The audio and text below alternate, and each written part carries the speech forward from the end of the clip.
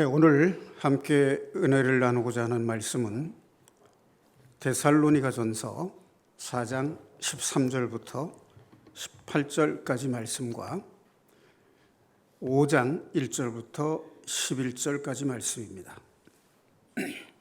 신약성경 332페이지 데살로니가전서 4장 13절부터 본문 내용이 좀 길기 때문에 교독을 하겠습니다. 형제들아, 자는 자들에 관하여는 너희가 알지 못함을 우리가 원하지 아니하노니 이는 소망 없는 다른 이들과 같이 슬퍼하지 않게 하려 함이라.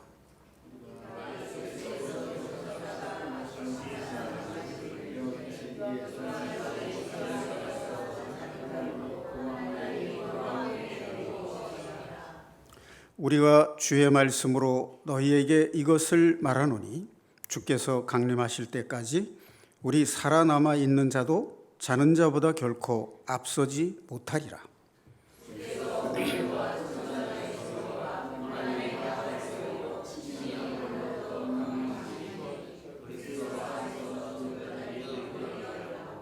그 후에 우리 살아남은 자들도 그들과 함께 구름 속으로 끌어올려 공중에서 주를 영접하게 하시리니 그리하여 우리가 항상 주와 함께 있으리라.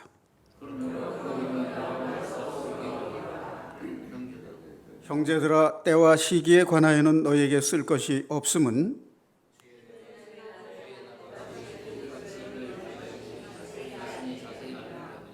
그들이 평안하다 안전하다 할 그때에 임신한 여자에게 해산의 고통이 이름과 같이 멸망이 갑자기 그들에게 이르리니 결코 피하지 못하리라.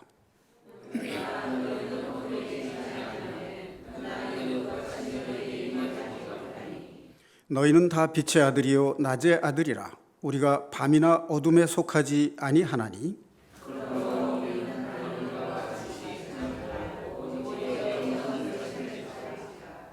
자는 자들은 밤에 자고 취하는 자들은 밤에 취하되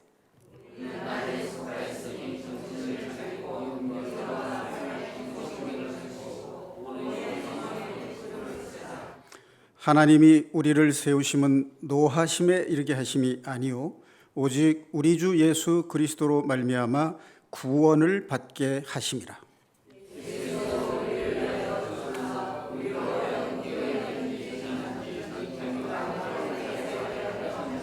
다 함께 그러므로 피차 권면하고 서로 덕을 세우기를 너희가 하는 것 같이 하라.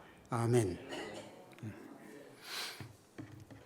이 데살로니가 전서는 바울 사도가 2차 전도 여행 후 고린도에 있을 때 데살로니가 교회 성도들이 휴거에 대한, 즉 예수님의 재림과 휴거에 대한 잘못된 인식을 하고 있다는 소식을 들었습니다. 그러니까 그들은 헬라 지역에 있는 헬라인들과의 갈등이 있었고 또 유대인 바리새인들로부터 동족들로부터도 핍박을 받았어요. 예수를 믿는다는 일 때문에. 그래서 그들은 현실적인 어려움과 핍박 때문에 예수님께서 빨리 재림하시기를 기다리고 있었어요. 그래서 그들이 너무 현실이 고통스럽기 때문에 예수님께서 곧 재림하실 걸로 믿었어요. 그러다 보니까 그들이 일도 하지 않고 현실적인 생활을 도피적으로 살았어요. 그러니까 소극적인 신앙생활을 하게 됐다는 거죠. 그래서 바울 사도가 그들에게 때와 시기에 대해서는 주님도 모른다고 말씀을 하셨으니까 때를 기다리면서 현실 생활에 조금도 흔들림 없이 건강한 생활을 하도록 하라라고 경계하는 말씀을 서신으로 보낸 겁니다. 자, 예수님의 재림이 가까웠다라고 하는 말들을 요즘 많은 사람들이 듣고 있습니다. 또 각 교회에서는 예수님의 재림이 가까웠다라는 이런 설교를 하시는 분들도 많이 있는 걸로 압니다. 자, 그런데 여러분들이 들어서 아시겠지만 몇십여 년 전에 우리나라에도 시한부 종말론자들이라는 사람들이 있었어요. 그래서 몇 년, 몇 월, 며칠에 주님께서 재림하신다, 그렇게 설교를 하고 또 그렇게 믿는 사람들이 모여서 재산을 전부 팔아서 한 군데 모여가지고 주님이 재림하시기를 밤을 새워가면서 철야 예배를 하고 기도를 하면서 주님 오시기를 기다렸어요. 그런데 그날은 오지 않았죠.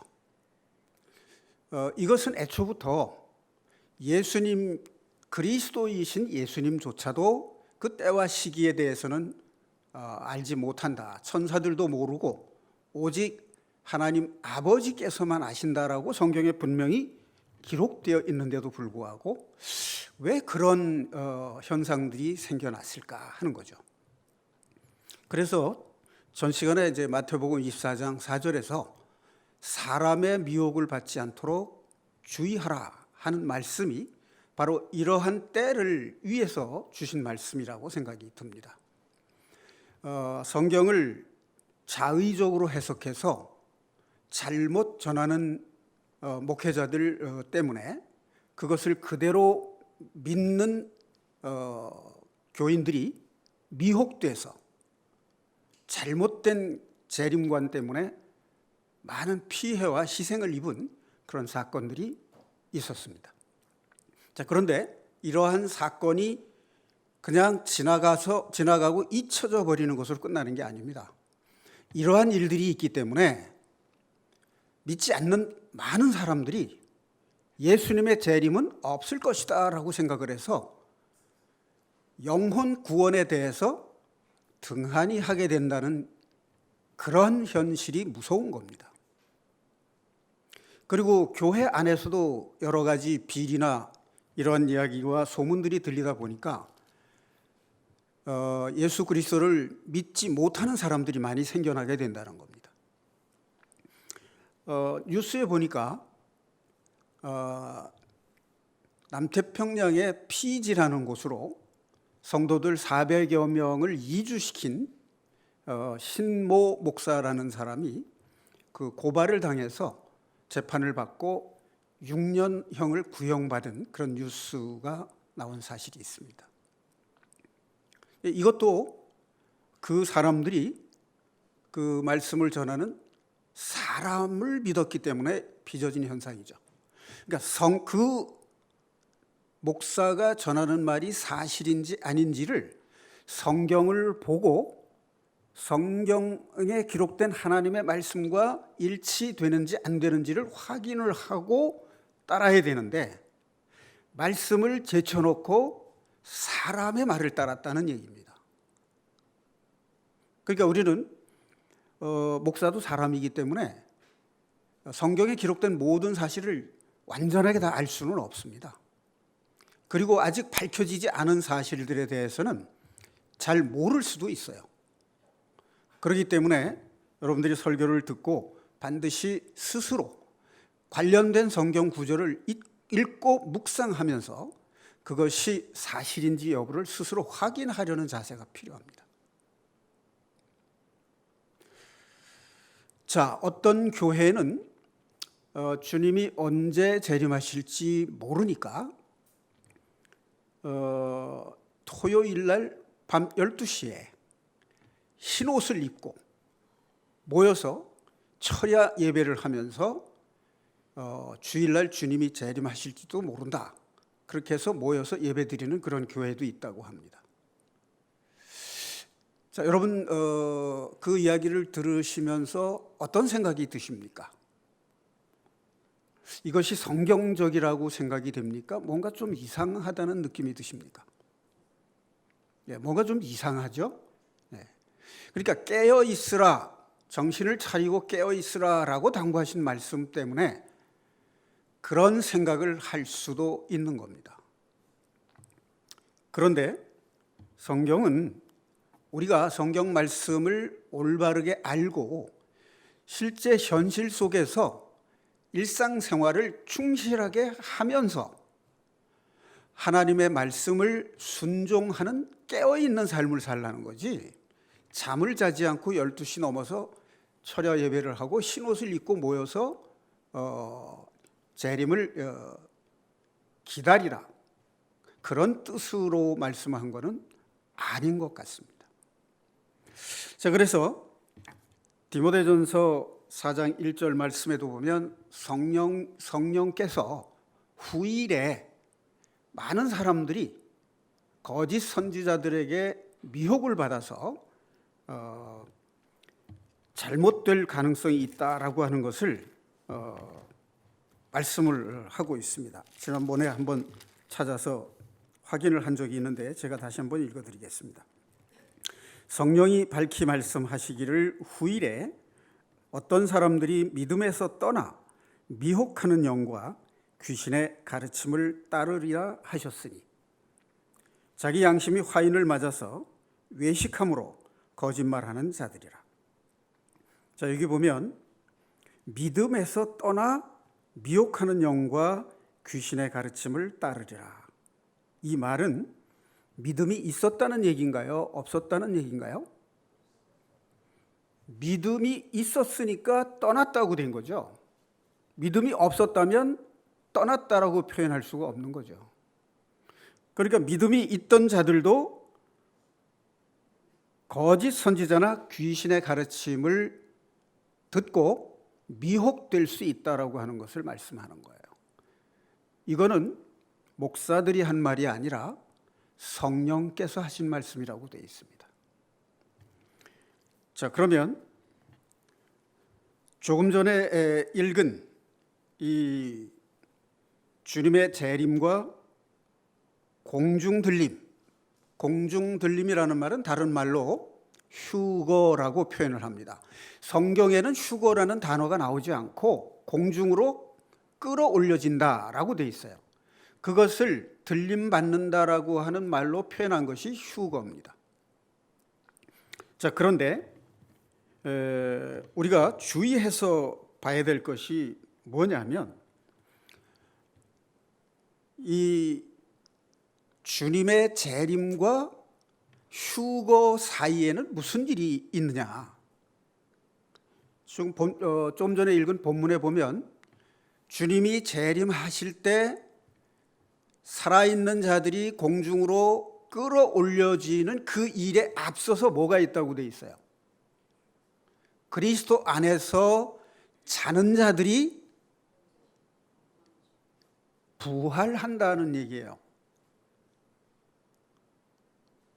자, 그런데 우리가 주의해서 봐야 될 것이 있습니다. 13절에 보면 형제들아, 자는 자들에 관하여는 너희가 알지 못함을 우리가 원하지 아니하노니 이는 소망 없는 다른 이와 같이 슬퍼하지 않게 하려 함이라.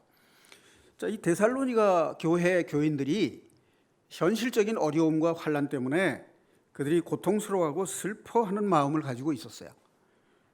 그러나 그들은 충실한 신앙생활을 하고 있었음에도 불구하고 재림에 대한 잘못된 기대를 가지고 있었기 때문에 어려움을 겪었었다는 얘기죠. 자, 여기서 자는 자들이란 그리스도 안에서 자는 자, 즉 예수 그리스도를 믿고 죽은 자들을 가리키는 말입니다. 예수님께서 죽은 나사로를 살리실 때 잠들었다, 잔다라고 표현을 하신 적이 있어요. 그래서 여기서 자는 자들이란 말은 예수 그리스도를 믿고 구원을 받은 뒤에 죽은 자들은 완전히 죽은 것이 아니라 다시 부활될 때까지 자고 있는 것으로 표현을 한 겁니다. 자, 슬퍼하지 않고 소망을 갖게 하기 위해서 이것을 다시 얘기한다. 자, 14절, 예수께서 죽으셨다가 다시 살아나심을 믿을진데, 여러분들이 예수님께서 십자가에 죽으셨다가 다시 살아난 것을 믿고 회개함으로 죄 사함을 받고 구원을 받은 것 같이 그렇게 믿은 것이 확실하다면 다음 것도 믿어야 된다 그 말이에요. 예수 안에서 자는 자들도 하나님이 그와 함께 데리고 오시리라. 어디에서 데리고 오십니까?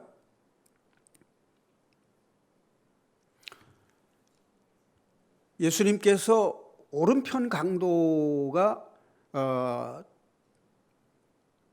주여 당신이 나라에 임하실 때 나를 기억하소서 할 때 주님이 뭐라고 하셨죠? 내가 오늘 나와 함께 낙원에 있으리라. 그렇게 말씀하셨죠. 그러니까 우리가 예수 그리스도를 믿고 구원받음으로 받고 신앙생활을 하다가 주님 재림하시기 전에 죽은 사람들은 예수님이 낙원에 있으리라 하신 것과 같이 그 육신은 흙 속에 묻히고 무덤에 묻히지만 그 영혼은 낙원에 갔다 그 말이에요. 그래서 천국에 있는 사람들이에요. 그래서 주님이 재림하실 때 그들을 함께 데리고 오시리라. 그것을 믿느냐 그 말이죠. 여러분들이 믿고 구원받았다면 이 사실 또한 확실히 믿어야 될 것이다. 그러니까 소망을 갖고 슬퍼하지 말라. 그 말씀을 하는 거예요. 15절 우리가 주의 말씀으로 너희에게 이것을 말하노니 목사들의 말로 하는 것이 아니라 주님의 말씀으로 너희에게 이것을 말하노니 주께서 강림하실 때까지 우리 살아남은 자도 살아남아 있는 자도 자는 자보다 결코 앞서지 못하리라. 그러니까 구원받고 죽은 사람들이 낙원에 가 있는데 그들이 주님 재림하실 때 함께 오시고 또 죽은 자들이 먼저 일어나고 16절에 보면 죽은 자들이 먼저 일어나고 그 후에 우리 살아남은 자들도 그들과 함께 구름 속으로 끌어올려 공중에서 주를 영접하게 하시리니 그리하여 우리가 항상 주와 함께 있으리라.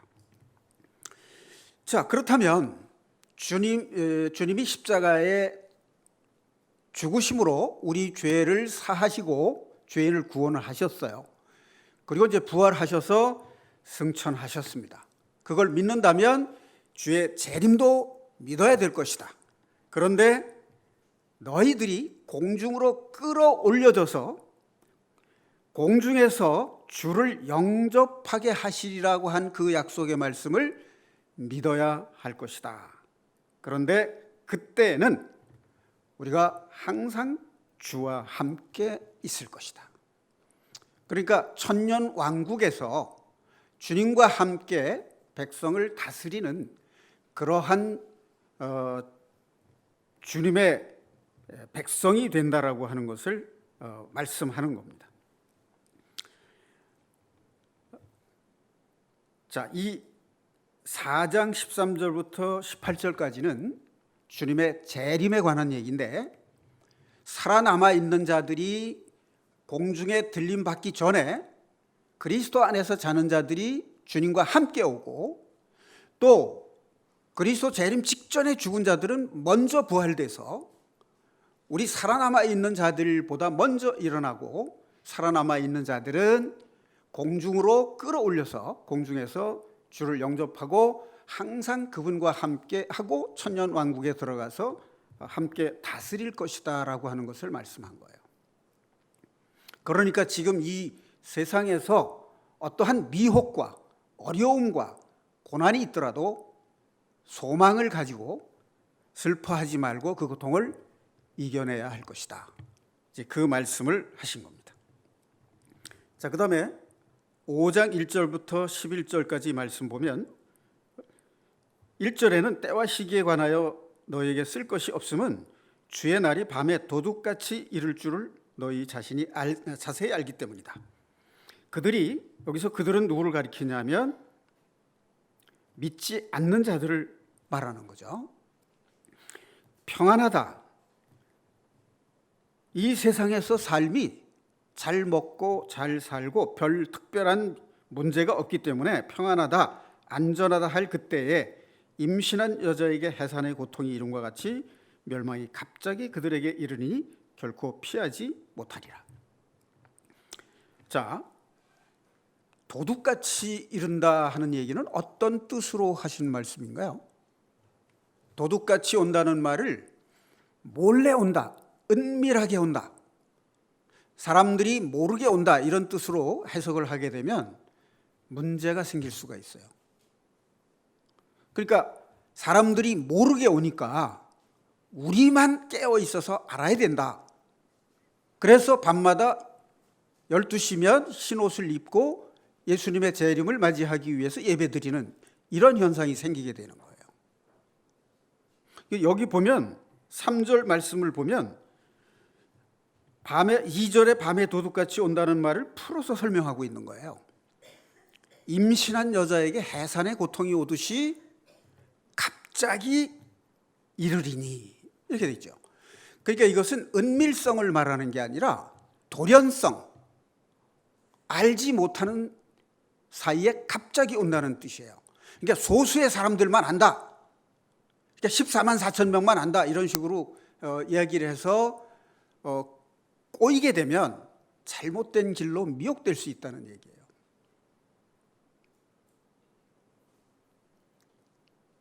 그러니까 은밀하게 온다.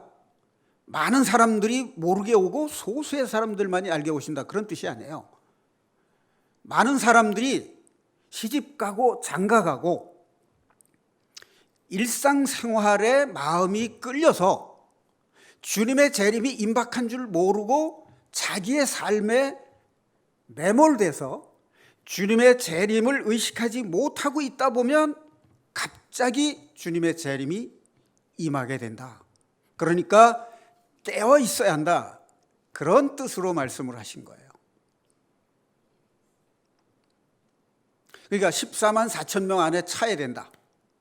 그 숫자를 우리가 그 숫자 안에 들어가야 된다. 이런 식으로 유혹하는 것은 성경적으로 잘못된 거예요. 분명히 계시록 7장에 14만 4천 명이라는 것은 유태인의 12지파 중에 각 지파별로 12,000명씩 12지파니까 14만 4천 명이에요. 그것은 구약시대에 선택된 이스라엘 백성들이 여호와의 증인으로 부름받았다는 것을 가리키는 거예요. 신약시대 예수님이 오신 이후에 이방인들에게는 14만 4천 명이라는 숫자의 제한이 없습니다. 베드로서에 보면 구원받은 성도는 왕 같은 제사장이라고 돼 있어요. 그런 의미를 성경적으로 분명히 알아두실 필요가 있습니다. 자, 그런데 우리가 이 말씀을 듣고 깨어 있어야 된다는 그 말의 뜻을 한번 잠깐 생각을 해보겠습니다. 4장 1절 앞쪽에 보면 소제목이 하나님을 기쁘시게 하는 생활이라는 제목이 나와 있어요. 이게 바로 뭐냐면 깨어 있는 것을 말하는 거예요. 하나님을 기쁘시게 하는 삶. 자, 그러면 그 위에 13절을 한번 보겠습니다. 그러니까 데살로니가전서 3장 13절입니다. 함께 봉독하시겠습니다. 너희 마음을 굳건하게 하시고 우리 주 예수께서 그의 모든 성도와 함께 강림하실 때에 하나님 우리 아버지 앞에서 거룩함에 흠이 없게 하시기를 원하노라. 거룩함에 흠이 없게 하기를 원하노라. 자, 그런데 4장 3절 4절을 또 한번 보겠습니다. 함께 봉독하시겠습니다. 하나님의 뜻은 이것이니 너희의 거룩함이라. 곧 음란을 버리고 각각 거룩함과 존귀함으로 자기 아내 대할 줄을 알고 하나님을 모르는 이방인과 같이 세욕을 따르지 말고 이 일의 분수를 넘어서 형제를 해하지 말라. 그 다음에 하나님이 우리를 부르심은 부정하게 하심이 아니요 거룩하게 하심이니 그러므로 저버리는 자는 사람을 저버림이 아니요 너희에게 그의 성령을 주신 하나님을 저버림이라. 그 다음에 9절 이하에 보면 형제 사랑 얘기가 나옵니다. 그러니까 여기 보면 거룩함이 음란을 버리고 각각 자기 아내를 존귀하게 대하고 형제를 존귀하게 대하라. 이것을 저버리게 되는 것은 사람을 저버리는 것이 아니라 하나님을 저버리는 것이다. 그럼 이것이 뭐냐면 깨어있지 못하는 것이다. 그런 뜻이 되죠. 그래서 3장과 4장과 5장이 전부 연결이 되어 있는 내용이다. 이렇게 보시면 됩니다. 자, 그러면 제가 이런 말씀을 한번 드려볼게요. 성경은 뭐에 대한 기록인가? 그걸 한번 확인해 볼 필요가 있어요. 어떤 교회에 가보면 설교를 하고 난 뒤에 병 고치는 그 은사, 안수 기도를 하면서 병 고치는 그 신유의 예배를 드려요. 그래서 항상 설교가 끝난 뒤에는 이제 몸에 아픈 사람들 앞으로 나오라고 해서 안수 기도를 해주고 또 누가 어디가 병이 낫다 그렇게 또 간증을 하고 그런 예배를 반복적으로 되풀이하는 교회가 있어요. 물론 예수님께서 제자들을 부르시고 가르치시고 또 복음을 전파하시고 병을 고치신 일이 있습니다. 자, 그러나 그분들이 하는 일을 보면 항상 그걸 되풀이하고 있다는 데서 문제가 있는 거예요. 병을 고치는 자체가 잘못됐다는 것이 아니라 그것을 말씀을 통해서 자연스럽게 이루어지는 것이 아니라 그걸 의식적으로 반복하고 있다는 것이 문제다 그 말이에요. 또 어떤 교회 가보면 내적 치유 프로그램이라고 그래가지고 대인관계에서 오는 심리적인 상처, 열등감, 또 뭐 조상의 혼에 묶여 있다 이런 것들에서 풀려나야 된다 그래서 이제 내적 치유 프로그램이라고 하는 것을 반복적으로 계속 되풀이하는 교회가 있어요. 그런가 하면 또 어떤 교회는 간증을 들어보면 성령의 은사를 체험했다는 그런 얘기를 해요. 근데 우리가 들을 때는 상상이 가지 않는 특별한 체험을 한 간증을 이야기를 해요. 그런데 그것 자체를 우리가 부인할 필요는 없지만 정도를 넘어서게 되면 신비주의 경향에 빠지게 됩니다. 그렇게 되면 기독교 신앙을 벗어나서 소위 천사 숭배 사상에까지 넘어갈 수 있어요. 그런가 하면 어떤 교회는 구원에 대해서 또 너무 강조하는 그런 교회도 있습니다. 자, 그런데 성경 전체의 흐름은 무엇일까 하는 거죠. 그것은 각각 다 성경에 있는 것이고 중요한 거예요. 그리고 우리가 교회에 다니고 예수 그리스도를 믿는다는 것은 가장 중요한 것이 뭐냐면 죄를 깨닫고 회개함으로 죄사함을 통해서 구원을 얻는 것이 1차적으로 중요한 겁니다. 죄사함을 통한 구원을 받지 못한다면 교회를 다니는 보람이 아무것도 없습니다. 그렇기 때문에 구원은 1차적으로 중요한 거예요. 자, 그런데 성경 전체의 흐름을 보면 가장 중요한 것이 무엇일까 하는 거죠. 자, 창세기에 보면 아담과 하와가 옛 뱀의 유혹을 받아서 선악과를 따먹고 범죄함으로 하나님과의 관계가 단절이 됩니다. 그 영이 죽었다라고 하는 것은 하나님, 영이신 하나님과 영으로 지원받은 인간과의 사이의 관계가 소통이 끊어졌다, 단절됐다는 것을 의미해요. 자, 그런데 예수님이 오셔서 살려주는 영으로 오셨다고 되어 있어요. 고린도전서 15장 45절에 보면 첫사람 아담은 생명으로 왔는데 선악과의 범죄를 저지름으로써 그 영이 죽었고 예수님께서는 살려주는 영으로 오셔서 우리를 죄에서 구원해 주심으로 우리의 영혼에 생명을 주신 겁니다. 그러니까 예수님이 이 땅에 성육신해서 오신 초림하신 예수님은 아담 안에서 죄인된 사람들을 속량하시기 위해서 오신 거예요. 죄인들을 구원하시기 위해서 오신 거예요. 그러면 이제 예수님 오신 목적이 구원을 위해서 오신 거죠. 그러니까 1차적으로 구원이 중요합니다. 자, 그러면 제가 묻겠습니다. 예수님이 재림하시는 것이 성경에 있습니까? 성경에 기록되어 있습니까? 제가 어려운 질문을 했나요? 예수님이 재림하신다는 건 성경에 분명히 기록되어 있지 않습니까? 그러면 재림하실 때, 예수님이 재림하시는 것은 무엇 때문에 오시는 거죠?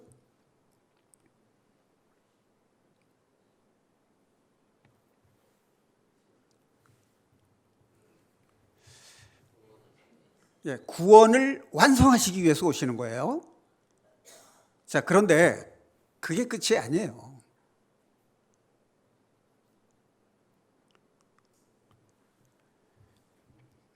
자, 구약에서는 선지자들을 통해서 하나님이 예수님을 보내실 것을 약속한 게 구약이에요. 그럼 신약은 예수님이 오셨어요. 초림하신 예수님이 죄인들을 속량하시고 죄를 회개하는 사람들을 죄를 사하시고 구원의 약속을 주신 거예요. 그럼 재림하실 때 그 약속으로 주신 구원이 완성이 되면서 재림하실 때 예수님은 종으로 오시는 것이 아니라 통치자인 왕으로 오시고 악한 자들을 심판하시는 재판장으로 오시는 것이고 구원받은 성도들에게는 구원의 완성자로 오시는 거예요. 자, 마태복음 4장 17절에 보면 예수님께서 공생애를 처음 시작할 때 뭐라고 말씀하셨냐면 회개하라 천국이 가까웠느니라 이렇게 선포를 하셨어요. 세례 요한도 마태복음 3장 3절에서 똑같은 말을 선포를 했어요. 자, 그러면 제가 두 번째 묻겠습니다. 천국 그러면 어떤 생각이 드십니까?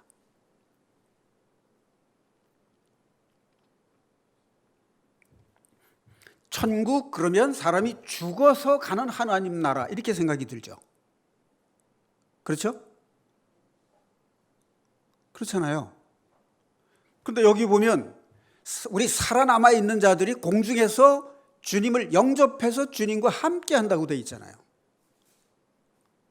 그럼 이건 천국이 아니잖아요. 자, 그러니까 천국이라고 하면 사람이 죽어서 가는 하나님 나라 이런 인식이 생긴다고 말이에요. 그렇게 생각을 하게 되면 신앙생활의 방향성을 정확히 잡기 어렵다는 겁니다.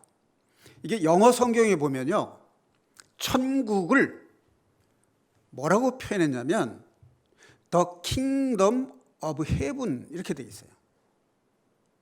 The Kingdom of Heaven. 번역하면 하늘의 왕국 그런 뜻이에요. 킹덤은 왕국이라는 뜻입니다.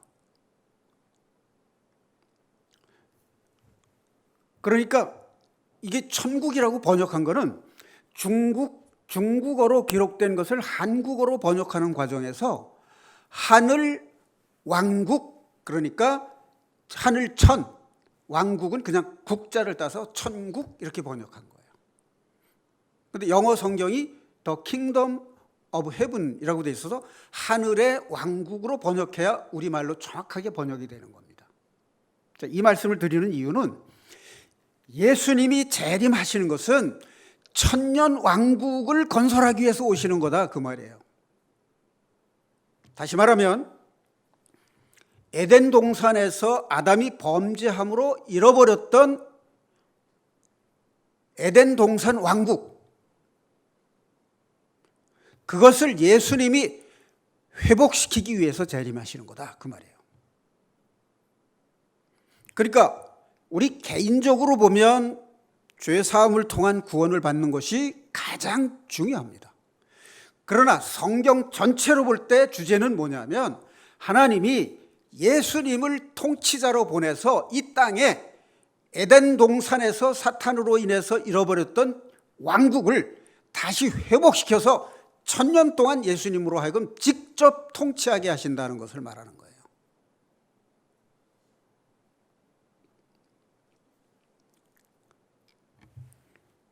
이해되시죠?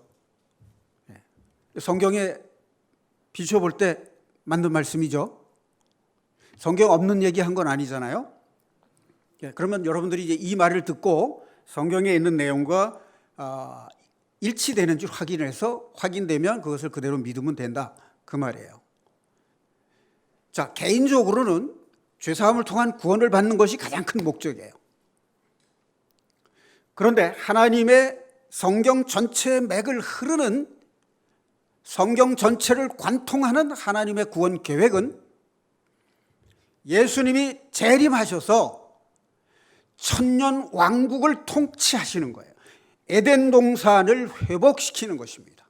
그 후에 사탄과 그를 따르는 타락한 천사들을 모두 지옥으로 보내고 영원한 하나님의 왕국으로 들어간다는 것을 성경은 기록하고 있는 겁니다. 그러니까 여호와 하나님의 왕국은 우주적인 왕국이에요. 거기에는 사탄이 미카엘 천사장과 전쟁에서 져서 쫓겨남으로 인해서 하늘에서는 하나님의 통치가 완성이 됐어요.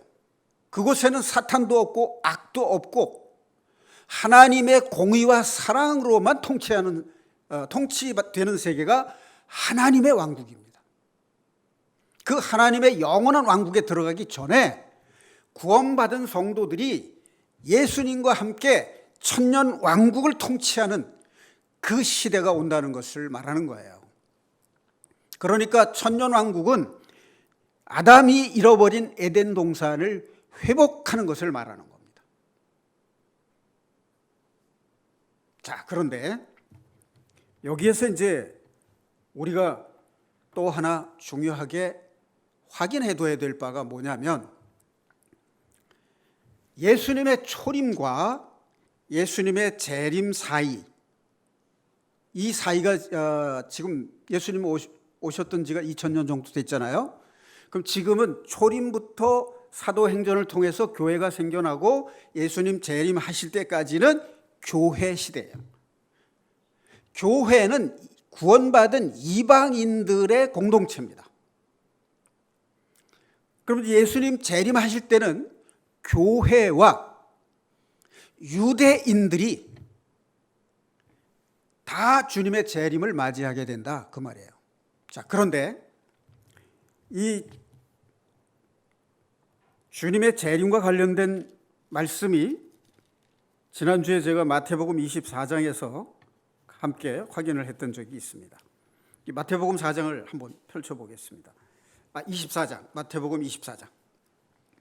신약성경 42페이지입니다. 지난 시간에는 24장 그 앞쪽에 3절부터 14절까지 그 미혹되지 않도록 주의하라 하는 말씀을 중심으로 이제 봤는데요. 자, 마태복음 24장 15절부터 28절까지를 보면은 여기에 중심이 되어 있는 것은 뭐냐면 가장 큰 환난에 대한 이야기입니다. 가장 큰 환난. 그거를 다른 말로 하면 대환난이죠. 대환난. 그렇죠? 자, 그러면 여기 잠깐만 주목해 주십시오. 오늘 여기 물이 준비가 안 됐네. 물을 좀 주셨으면 좋겠습니다.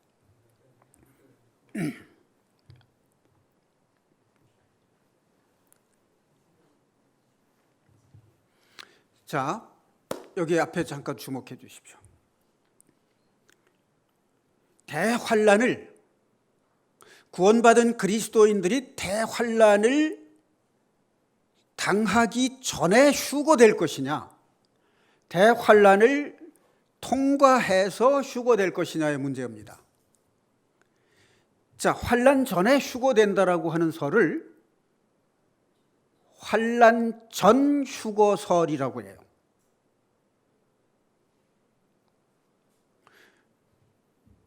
그리고 또 하나의 설은 환난 후 휴거설이 있어요. 다른 말로 하면 전 천년설, 후 천년설 이렇게 얘기하기도 하는데 그거하고 똑같은 개념은 아니지만 환난 7년 동안 대환란이 있기 전에 휴거된다라고 하는 것이 세대주의에서 말하는 환난 전 휴거설입니다. 그러니까 우리는 대체로 환난 전 휴거설을 배웠어요. 그게 왜 그렇게 됐냐면 15세기 후반에 로마 카톨릭 교회에 리베라 신부라는 사람이 있었는데 그때 당시에는 그 기독교인들을 로마 카톨릭이 기독교인들을 핍박하다 보니까 교황이 적그리스도라고 하는 소문이 나 있었어요. 여러분들이 아마 요한일서 3장 4장에 보면 적그리스도에 대한 이야기가 나올 겁니다. 3장에는 적그리스도가 나오고 4장에는 적그리스도의 영에 대한 말씀이 나와요. 그러면 이제 요한 사도가 그 요한 1서, 2서, 3서를 썼으니까 지금으로부터 약 2000년 전 초대교회 시대에도 적그리스도에 대한 얘기가 있었다는 얘기입니다. 그러니까 적그리스도는 시대마다 있었어요. 그럼 적그리스도는 뭐냐면 예수님이 육체로 오신 것을 부인하는 게 적그리스도예요. 그리스도를 대적하는 게 적그리스도입니다. 그럼 예수님이 육신으로 오신 걸 부인하고 또 예수님이 부활하신 것도 부인을 하고 그런 것은 적그리스도다 하는 겁니다. 자, 그런데 교황을 가리켜서 적그리스도라고 하는 이것을 희석시키기 위해서 교황이 리베라 신부에게 특명을 내렸어요. 그래서 이 적그리스도는 다니엘서에 예언된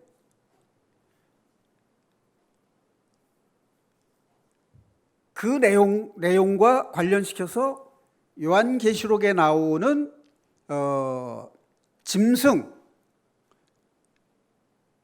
네 마리의 짐승에 대한 이야기와 연결을 시켜서 그것은 요한계시록에 예언되어 있는 후일에 있을 적그리스도에 대한 이야기지 지금 시대의 얘기가 아니다라고 이렇게 각색을 한 겁니다.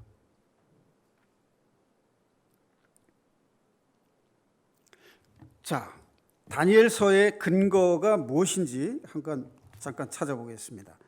다니엘서 9장 27절, 거기 마태복음 24장 15절 옆에 보면은 주가 하나 있죠.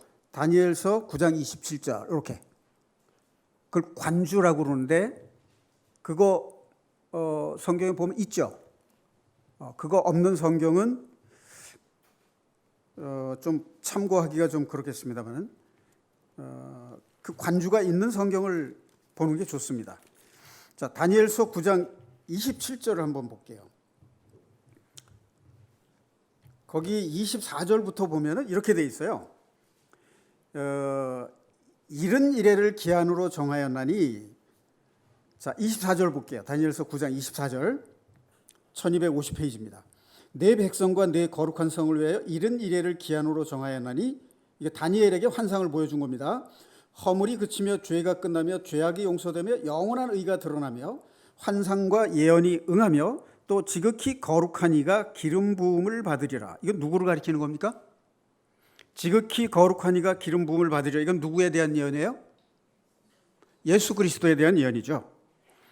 자, 그것을 증거하는 것이 뭐냐면 허물이 그치며 죄가 끝나며 죄악이 용서되며 영원한 의가 드러나며 환상과 예언이 응하며 이렇게 돼 있잖아요.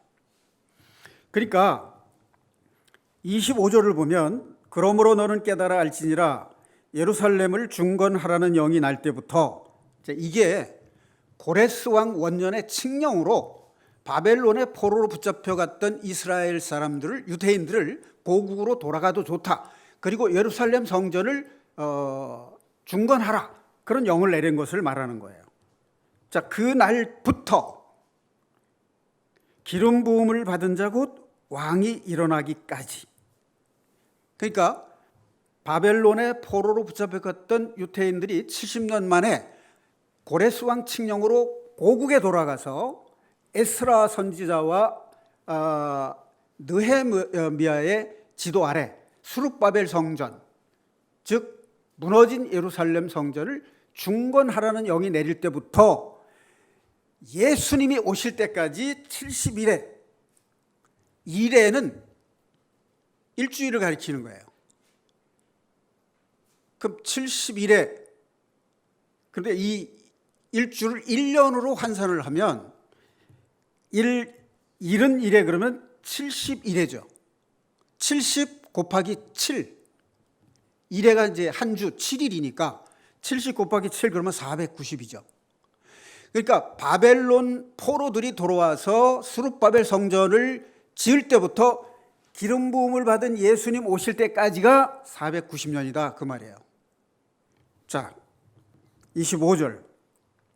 예루살렘을 중건하라는 영이 날 때부터 기름 부음을 받은 자 곧 왕이 일어나기까지 7이레와 62이레가 지날 것이요. 자, 여기서 앞에 7이레는 뭐냐면 느헤미야가 성전을 건축하고 그 성벽을 수축한 기간이 49년, 7이레예요. 그리고 62일의 후, 그러니까 69일의 후에 예수님이 오셨다, 그 말이에요. 그 다음에 62일에가 지날 것이 그 곤란한 동안에 성이 중건되어 광장과 거리가 세워질 것이며, 그 다음에 28절 62일의 후에 기름 부음을 받은 자가 끊어져 없어질 것이며, 이게 뭘 가리키냐면 예수님이 십자가에 달려 죽으실 것을 말씀한 거예요. 자, 그 다음에 장차 한 왕의 백성이 와서 그 성읍과 성소를 무너뜨리려니와 그의 마지막은 홍수에 휩쓸림 같을 것이며 또 끝까지 전쟁이 있으리니 황폐할 것이 작정되었느니라. 자, 장차 한 왕의 백성이 와서, 이것은 로마의 타이투스 장군이 AD 70년에 와서 예루살렘을 포위하고 완전히 멸망시킨 사실을, 역사적 사실을 가리키는 겁니다. 66년에 폼페이우스가 예루살렘을 지배하고 그 유대인들의 성전에서 그 속전을 강제로 뺏어가는 바람에 반란이 일어나 가지고 3년 정도 전쟁이 일어나요. 그 유명한 요세푸스 역사에 의하면 유대인들의 마지막 결사대 마사다 요새에서 끝까지 항전하다가 자결을 한 그 역사적 사건이 있습니다. 그때가 바로 AD 70년 완전히 멸망당한 때를 가리키는 겁니다. 자, 그 다음에 27절. 그가 장차 많은 사람들과 더불어 한 이레 동안의 언약을 굳게 맺고 그가 이레의 절반의 제사와 예물을 금지할 것이며. 자, 요것 때문에 7년 대환란이라고 하는 것을 말하는 거예요. 말하게 된 근거예요. 그 이레의 절반의 제사와 예물을 금지할 것이며, 그러니까 7년이라는 얘기가 되잖아요. 이레의 절반이니까 마지막 한 이레가 남았잖아요. 그런데 이것을 예수님이 죽으신 이후 뚝 떨어져서 재림할 때까지 뒤로 미루어서 계시록과 연결을 시켜가지고 얘기를 하다 보니까 7년 동안 환란이 있는데 3년 반이 지나면 적그리스도가 전 3년 반은 평화를 약속하고, 즉 교회와 유대인들에게 평화를 약속하고 통치를 하는데, 후 3년 반이 되면 자신이 예루살렘 성전에 들어앉아서 자신을 하나님이라고 하고 자기를 경배하게 할 것이다. 그래서 이제 후 3년 반에 지금까지 있었던 상상할 수 없는 환란이 일어나고 예수님이 지상에 재림하신다. 이렇게 만들어낸 겁니다.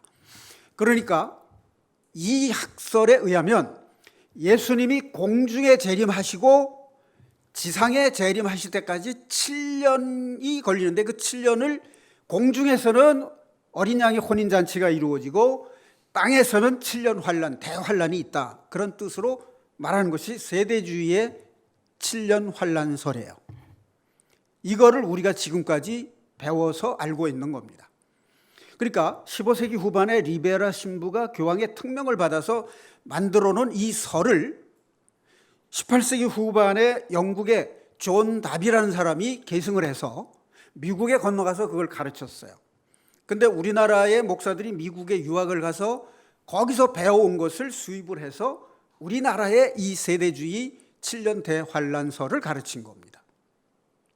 그런데 과연 이것이 성경적이냐 하는데 이의를 제기하는 신학자들이 있습니다.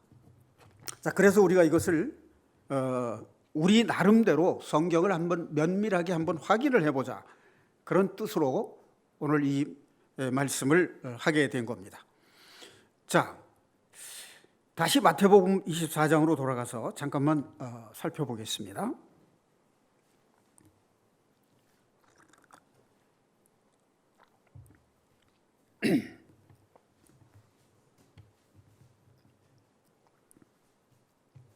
(15절입니다) 그러므로 너희가 선지자 다니엘이 말한 바 멸망에 가증한 것이 거룩한 곳에 선 것을 보거든 괄호 속에 읽는 자는 깨달을진저 이렇게 돼 있죠. 자, 읽는 자가 누굴까요? 이게 예수님이 마태복음의 5번의 강화 중에서 마지막 5번째 강화를 하신 거예요. 그런데 괄호 속에 읽는 자는 깨달을진저라고 돼 있어요. 그러면 예수님이 말씀하실 당시에 이 성경이 완성됐었나요? 기록되어 있지 않았어요. 이 마태복음 1장 앞쪽에 보면 아마 기록 연대가 나올 겁니다. 성경 맨 앞에 마태복음 1장에 보면 AD 50년대 후반에서 70년 이전 이렇게 돼 있어요. 정확한 연대를 모른다는 얘기죠. AD 50년에서 70년 사이에 기록됐다 이런 얘기입니다. 예수님 당시의 제자들은요, 예수님의 재림이 자기들이 살아있을 때 이루어질 걸로 기대를 했어요. 그러다가 예수님 재림이 늦어지고 제자들 중에 순교당하는 사람도 있고 죽는 사람들이 생겨나니까 이걸 기록으로 남겨야 되겠다라고 하는 필요성이 생겨서 비로소 기록을 하게 된 겁니다. 자, 그럼 읽는 자는 뭐냐면 이 성경이 완성된 뒤에, 기록된 뒤에 읽는 사람들이에요. 그러면 유태인에 국한된 것이냐? 성경을 읽는 모든 사람을 다 포함하는 것이냐? 1차적으로는 유태인에게 해당되지만 2차적으로는 성경을 읽는 모든 사람들이 해당된다 그 말이에요. 자, 그 다음에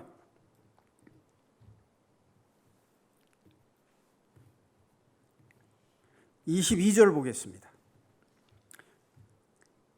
21절에 보면 이는 그때 큰 환란이 있겠습니다. 창세로부터 지금까지 이런 환란이 없었고 후에도 없으리라. 그 날들을 감하지 아니하면 모든 육체가 구원을 얻지 못할 것이나. 자, 여기 모든 육체라는 것이 누구를 말하는 것일까? 유태인에 국한된 것인가? 이방인까지 포함하는 것인가? 구원을 얻지 못할 것이나 그러나 택하신 자들을 위하여 그 날들을 감하시리라. 자, 이 택하신 자들을 유태인에게 국한시킬 것인가? 아니면 구원받은 이방인들을 포함해서 하신 말씀인가 하는 거죠. 그 다음에 24절에 보면 거짓 그리스도들과 거짓 선지자들, 여기 복수로 돼 있죠. 그러니까 어느 한 시대 적그리스도가 아니라 시대에 따라서 계속 나타나는 적그리스도들, 오늘날에도 있는 2000년 전에 있었던 거짓 선지자 적그리스도만이 아니라 오늘날에도 있는 적그리스도와 거짓 선지자들이 큰 표적과 기사를 보여 할 수만 있으면 택하신 자들도 미혹하리라. 자, 여기 택하신 자가 유태인에 국한되는 것이냐 아니면 구원받은 모든 성도를 의미하는 것이냐, 그걸 한번 우리가 확인해 볼 필요가 있다는 얘기입니다. 자, 그러면 29절 이하 31절까지 보면은 여기 은밀하게 오시는 것이 아니라는 것을 확인해 주는 말이 있어요. 그날 환난 후에. 자, 그날 환난 후에, 이 환난은 무슨 환난을 말하는 겁니까? 대환난을 말하는 거죠. 대환난 후에 즉시 해가 어두워지며 달이 빛을 내지 아니며 별들이 하늘에서 떨어지며 하늘의 권능들이 흔들리리라. 그때에 인자의 징조가 하늘에서 보이겠고 그때 땅의 모든 족속이 통곡하며 그들이 인자가 구름을 타고 능력과 큰 영광으로 오는 것을 보리라. 자, 여기 보면 예수 그리스도가 구름을 타고 큰 영광으로 오는 것을 보는 것이 그때인데, 그때가 언제라고 되어 있냐면 29절에 보면 환난 후라고 되어 있어요. 자, 그러면 세대주의 7년 대환란설에 의하면 구원받은 이방인 교회는 이미 휴거된 후라는 얘기가 돼요. 그럼 이거는 유태인에게만 해당이 된다, 이렇게 해석이 되는 거죠. 자, 그런데 성경에는 공중 들림은 있어요. 근데 환란이 7년이라는 말이 구체적으로 언급이 없습니다. 그럼 여기 후 3년 반이라는 얘기는 계시록에 나오는 얘기예요. 그럼 이 얘기가 다니엘서와 연결이 되어 있는데 그건 다니엘서 9장 27절과 연결이 되어 있는 게 아니라 다니엘서 7장에 나오는 짐승, 4마리의 짐승과 관련된 얘기예요. 자, 느부갓네살 왕 때 바벨론 포로로 붙잡혀갖고 다니엘이 거기에 붙잡혀 갔잖아요. 그래서 느부갓네살 왕의 금신상 꿈을 해몽을 했죠. 그래서 머리는 금이고 가슴과 배는 은이고, 그 다음에 이 가슴은 은이고 배는 동이고 두 다리는 철로 되어 있고 발가락은 철과 흙이 섞여 있다. 그런데 어디서 날아온지 모르는 돌이 날아와서 그 발을 깨뜨려서 발가락이 부서지니까 금신상이 무너졌다. 이런 환상을 해몽한 이야기가 기록이 되어 있어요. 그 일로 인해서 다니엘은 총리가 됩니다. 자, 그런데 머리가 금으로 되어 있는 것은 바벨론을 상징하는 거예요. 그리고 가슴이 은으로 되어 있다는 것은 페르시아, 고레스 왕이 다스렸던 페르시아를 가르치는 것입니다. 그 다음에 동으로 된 배는 알렉산더가 통치했던 헬라, 알렉산더 대왕이 통치하던 걸 가리키고, 두 다리는 로마를 가리키는 겁니다. 로마 제국. 왜 두 다리냐면 동로마와 서로마로 갈라졌어요. 그리고 10발가락은요, 로마 제국이 멸망했지만 로마 제국을 통치하던 그 지도자들이 동로마와 서로마로 갈라지고, 또 동로마와 서로마의 통치자들이 유럽에 흩어져서 10개국으로 지금도 이어지고 있다는 겁니다. 그런데 예수님이 이 나라들을 무너뜨리고 예수님이 통치하는 나라를 이루신다. 그것이 느부갓네살이 꾼 꿈의 내용이에요. 자, 그런데 이것을 네 나라를 4마리의 짐승으로 표현한 게 다니엘서 7장에 나와요. 그 4번째 짐승이 바로 뭐냐면 철같이 튼튼하고 강인한 로마 제국을 가리키는 겁니다. 그 로마 제국의 10개 분파 중에서, 그러니까 머리가 7이고 뿔이 10개가 나 있는 짐승이라는 게 4번째 짐승이. 그 짐승이 후 3년 반에 예루살렘 성전에서 자기를 가리켜서 하나님이라고 하고 자기를 경배하게 한다는 내용이 계시록에 나와요. 그래서 다니엘서 7장과 계시록 13장을 연결해서 짐승과 짐승의 표, 이 이야기가 나오는 겁니다. 자, 그러나 조금 전에 얘기했던 71회 한 일에 49년 동안 예루살렘 수룹바벨 성전을 건축하고 예루살렘 성터를 수축을 한 것이 이제 49년인데 62일에 동안 후에 62일에 후에 예수님이 오셨어요. 그 예수님이 오셨다가 십자가에 달려 죽으셨어요. 그리고 한 일회가 남았는데 이게 로마의 식민지로서 통치받는 그것을 의미하는 것 같아요. 왜 그러면 그것을 뚝 뛰어가서 2000년 후에 계시록과 연결을 시키느냐? 여기에 문제가 있다라고 하는 것입니다. 그래서 두 학설이 있다 하는 것을 말씀드립니다. 자, 그러면 정리를 하겠습니다. 우리가 구원과 휴거에 대한 것을 이렇게 정리할 필요가 있어요. 자, 구원은 주님께서 단번에 영원한 속죄를 이루셨다는 거 우리 다 알고 있죠. 그렇죠? 네, 이 앞에 좀 봐주십시오. 예수님이 자신의 피로 단번에 영원한 속죄를 이루셨어요. 그건 성경에서 기록되어 있는 것이고 우리가 다 확인할 수 있는 겁니다. 하나님의 구원 계획이 그렇고 예수 그리스도께서 그것을 성취하셨어요. 자, 그런데 우리 개인의 입장에서는 어떠냐 하는 걸 신중하게 생각을 하셔야 돼요.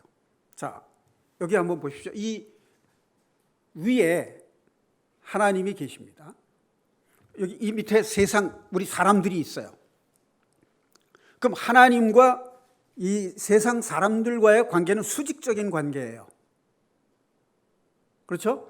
인류의 역사를 시작부터 끝까지를 하나의 원으로 생각해서 이렇게 그려보면 인류 역사 6000년부터 1000년 후에 노아, 그 다음에 아브라함, 다윗, 예수님까지 1000년, 1000년에서 4000년이고 예수님부터 지금까지 2000에서 6000년이에요. 그럼 각 시대는 변화가 되잖아요. 그렇죠? 그럼 아담도 하나님과 1대1로 관계를 볼 때 하나님이 볼 때는 다 현재예요. 1000년 뒤에 노아도 하나님께는 현재입니다. 1000년 후에 아브라함, 1000년 후에 다윗, 1000년 후에 예수께서 성육신으로 오신 거, 하나님 보실 때는 다 똑같은 시간 속에 존재하는 거예요. 그런데 인류의 역사 쪽에서 본 시간의 흐름이라는 것이 있습니다. 이게 무슨 얘기냐면 하나님 편에서는 단번에 영원한 속죄를 이루신 거예요. 그런데 우리 인간의 입장에서 볼 때는 언약으로 받은 겁니다. 아브라함이 언약을 받았잖아요. 그리고 이삭을 바쳤을 때 이제야 네가 나에게 충성하는 것을 알았다라고 완전히 인정하시는 것을, 이제부터 너를 벗으로 칭하겠다 이렇게 말씀을 하세요. 그러니까 내가 구원받은 시점부터 신앙생활이 시작이 돼서 성령님의 인도하심에 따라 성화되다가 주님 재림하실 때 구원이 완성이 되는 겁니다. 그때까지 우리가 어떻게 살아야 되냐면 거룩하고 흠 없는 자녀로 살아야 된다라고 돼 있잖아요. 그러니까 구원은 우리 개인의 입장에서 볼 때 구원은 진행형이다 그 말이에요. 만약 그렇지 않다면 어떤 문제가 생기냐면 구원을 받았으면 천국에 갈 수 있는 표는 받았으니까 교회 안 나와도 천국 가고 신앙생활 안 해도 천국 가고 죄를 져도 천국 간다 이런 얘기가 되잖아요. 하나님이 그렇게 계획을 하셨을까요?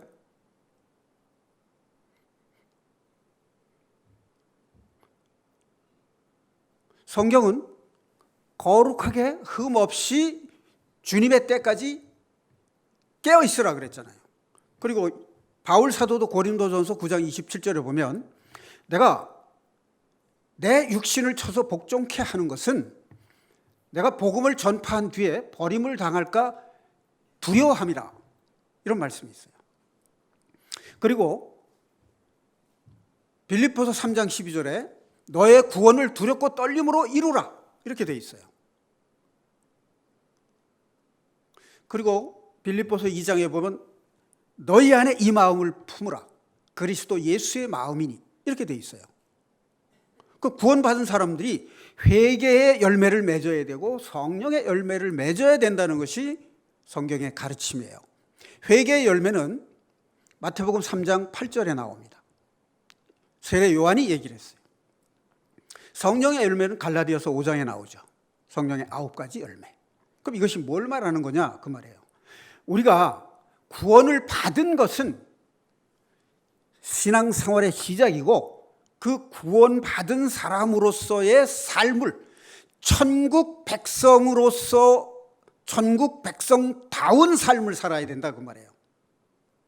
그게 예수님께서 첫 번째 강화로 말씀하신 산상수훈에 나온 팔복의 내용이에요.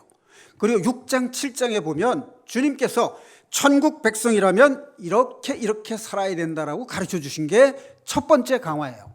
그게 산상수훈이에요. 우리 그렇게 살아야 된다는 것을 가르쳐 주신 거죠. 그리고 승천하시면서 서로 사랑하라 이렇게 말씀하셨고, 비판하지 마라, 형제를 차별하지 말라 이런 말씀으로 서로 사랑하라, 고아와 과부를 돌보라 이런 말씀으로 가르치셨잖아요. 그럼 주님께서 하신 그 말씀들을 우리가 삶 속에서, 생활 속에서 실천함으로써 성령의 열매를 맺어가는 그 삶이 바로 구원을 이루어가는 삶이에요. 자, 7년 대환란 전에 휴거된다. 그 한 번 구원을 받았어. 그럼 구원 받았으니까 천국 가는 건 떼어놓은 당상이에요. 그럼 이제 잘 살든 못 살든 천국은 가. 그리고 7년 대환란이 있기 전에 들림 받아. 얼마나 좋아요. 환란도 받지 않고 핍박도 받지 않고 그럴싸하잖아요. 구원만 받으면 천국 가고 7년 대환란 있기 전에 들림 받고, 그러면 얼마나 신앙생활을 편하고 쉽게 할 수 있냐 그 말이에요. 과연 하나님이 그렇게 가르치셨을까요? 예수 그리스도께서 제자들에게 그렇게 가르쳤을까요? 제자들이 복음을 전할 때 그렇게 가르쳤을까요? 천년 왕국에서는 그런 사람들이 들어와서 사는 곳일까요? 그런 사람들이 통치하는, 주님과 함께 통치하는 세계가 천년 왕국일까요? 이 사실을 우리가 신중하게 성찰해야 된다 그 말이에요. 구원을 받았는데 그 구원은 진행 중이라는 사실을 잊으면 안 되고, 우리는 구원을 받고 주님의 재림을 기다리지만 환난을 통과한다. 그때 주님께서 재림하시면서 우리가 들림을 받아 올라간다. 그 말이에요. 자, 누가복음 21장 하나만 확인하겠습니다. 누가복음 21장 18절.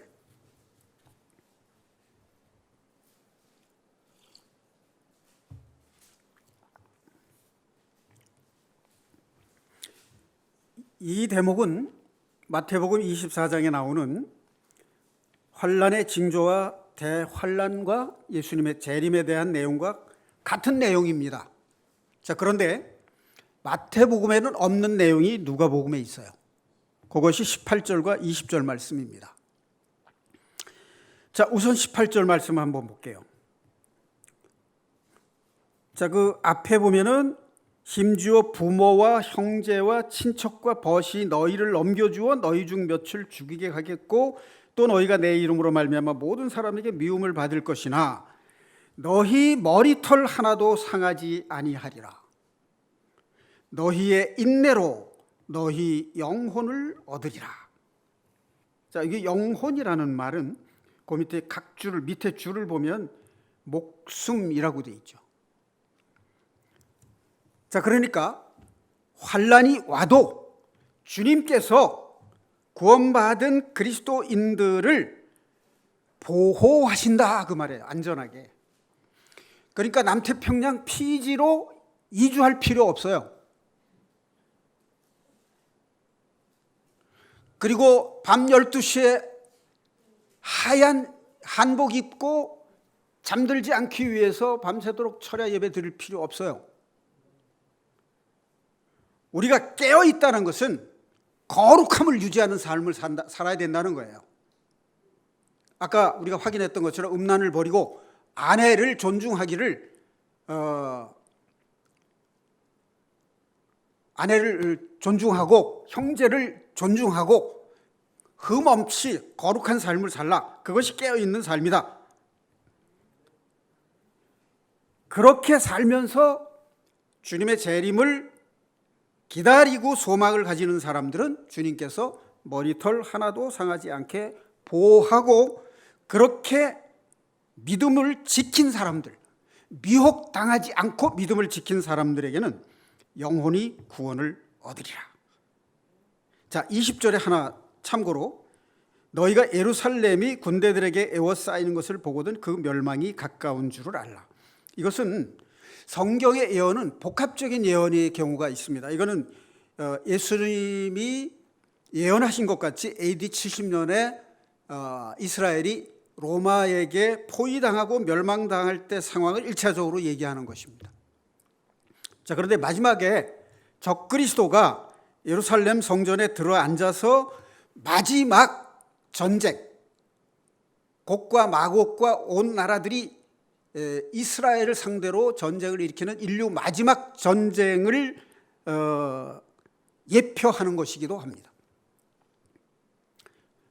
자, 그래서 재난의 징조, 재난의 시작은 이렇게 된다라고 주님께서 가르쳐 주신 거예요. 그리고 환난을 겪더라도 주님의 재림의 소망을 가진 사람들은 성령께서 함께 끌어올리셔가지고 공중에서 주를 영접하리라 라고 말씀하신 겁니다. 자, 그러니까 정리하자면 주님의 재림, 공중 재림과 지상 재림을 7년 걸린다라고 하는 설과 공중에 재림하실 때 끌어올려가서 공중에서 주님을 영접하는 휴거가 있으면서 지상 재림의 기간까지는 뭐가 있느냐면 지상에서 전쟁이 일어나요. 주님이 지상에 재림할 때 전쟁을 평정을 하시고 이 땅에 재림하셔서 1000년 동안 직접 통치하신다라고 하는 것입니다. 그래서 창세기에서 나온 아담이 범죄함으로 주님과 단절된 것을 주님이 오심으로 개인적으로 죄인들을 구원하셔서 생명을 주시고 에덴 동산에 파괴된 것을 주님이 1000년 동안 직접 통치하는 에덴 동산의 회복을 시키시는, 그리고 그 후에는 사탄과 그를 따르는 타락한 전사들은 영원한 지옥으로 형벌을 하시고 하나님의 영원한 천국으로 들어간다라고 하는 것을 기록한 것이 성경 전체 흐름이다라고 하는 것입니다. 자, 그러니까 우리가 성경을 잘 모르면 사람들에게 미혹당할 수 있다는 거죠. 자, 요즘에 동성애와 관련해서 전 세계적으로 축제를 일으키는 나라들이 많이 있습니다.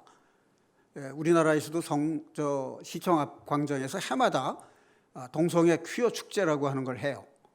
그런데 이스라엘에서 10만 명이 모인 행사가 있었다고 합니다. 그런데 호주에서는 30만 명이 모였대요.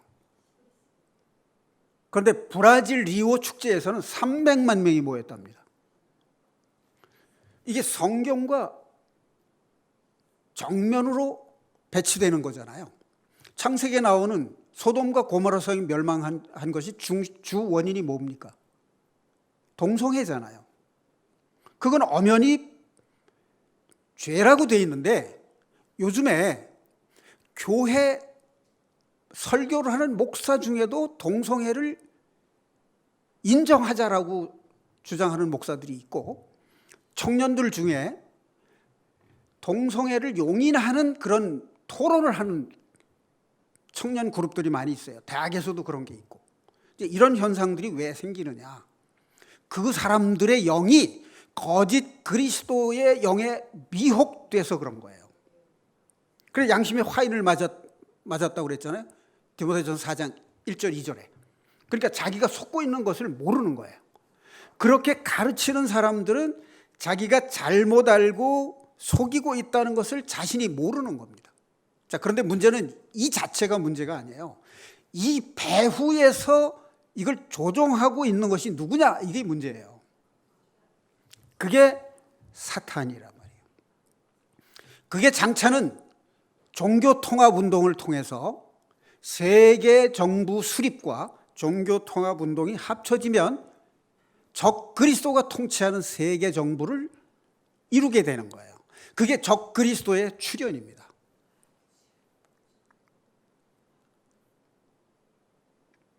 그때가 대환란 기간이 되는 거예요. 그래서 인류의 마지막 전쟁이 일어나는 겁니다. 그 전쟁이 절정에 이를 때, 그러니까 곡과 마곡, 그 성경 에스겔서 7장, 8장에 보면은 그 예언이 되어 있는데 거기에 구체적으로 나라 이름들이 나와요. 거기에 보면 소련을 중심으로 해서 이 이스라엘과 적대 관계에 있는 나라들이 연합 군대를 형성해 가지고 예루살렘을 향해서 쳐들어오는 전쟁이 이제 마지막 전쟁입니다. 그 전쟁을 하나님께서 천사들과 함께 평정을 하시고 내려와서 이 땅의 천년 왕국을 직접 통치하신다는 내용이 바로 이 천년 왕국의 기록입니다. 이 천년 왕국은 요한계시록 20장에 보면 천년 왕국이라는 제목이 나와 있어요. 한번 확인해 볼게요. 성경 끝에서 두 번째 장입니다. 420페이지. 요한계시록 20장 거기 보면 소제목이 앞에 뭐라고 되어 있습니까? 천년 왕국이라고 되어 있죠. 그럼 이사야서 11장에 보면 천년 왕국 때 에덴 동산이 어떻게 회복되는가 하는 내용이 나와 있어요. 이사야서 11장